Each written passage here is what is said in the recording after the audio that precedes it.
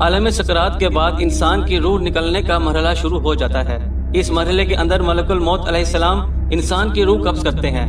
پیارے دوستو، کچھ لوگ ایسے ہوتے ہیں جن کی روح پل بھر میں قبض کر لی جاتی ہے، اور کچھ لوگ ایسے ہوتے ہیں جن کی روح تڑپا کر نکالی جاتی ہے۔ پیارے دوستو، روح کا قبض ہونا انسان کے اعمال کے مطابق ہوتا ہے۔ اگر کوئی نیک انسان ہو تو اس کی روح آسانی کے ساتھ قبض کی جاتی ہے، اور اگر کوئی برا انسان ہوتا ہو تو اس کی روح سختی کے ساتھ قبض کی جاتی ہے۔ جیسا کہ ایک حدیث میں آتا ہے کہ ایک دن حضرت عمر رضی اللہ تعالی عنہ نے حضرت کعب بن احبار رضی اللہ تعالی عنہ سے فرمایا کہ آپ ہمیں موت کی سختیوں کے بارے میں بتائیں۔ تو حضرت کعب بن احبار رضی اللہ تعالی فرمانے لگے، اے امیر المومنین، موت کی سختی ایسی ہے جیسا کہ ایک شاخ ہو اور اس پر بے شمار کانٹے لگے ہوں، اور اس کانٹے دار شاخ کو کسی انسان کے پیٹ میں داخل کر دیا جائے، اور اس شاخ کا ہر ایک کانٹا انسان کے پیٹ کی ہر رگ میں پیوست ہو جائے، اور اس کے بعد